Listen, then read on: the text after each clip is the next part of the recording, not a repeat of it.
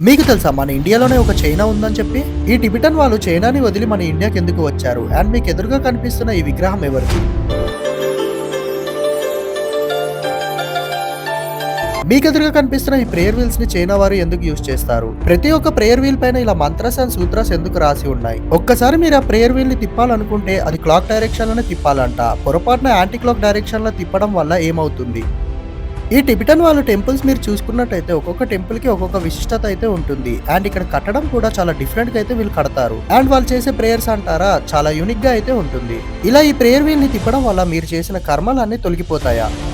నా వెనుక కనిపిస్తున్న ఈ ఫ్లాగ్స్ కింద నిలబడితే చాలు మీలోనున్న పాజిటివ్ ఎనర్జీ అయితే బయటికి వస్తుందంట. చైనా నుంచి వచ్చిన ఈ టిబెటన్ వాళ్ళు ఉండే ఒక లొకేషన్ మరియు టిబెటన్ వారు మన ఇండియాలోనే సెటిల్ అవ్వడానికి కారణం ఏంటో తెలుసుకోవాలంటే వెంటనే మీకు కింద కనిపిస్తున్న లింక్ అయితే ట్యాప్ చేసి ఫుల్ వీడియో అయితే చూసేసేయండి.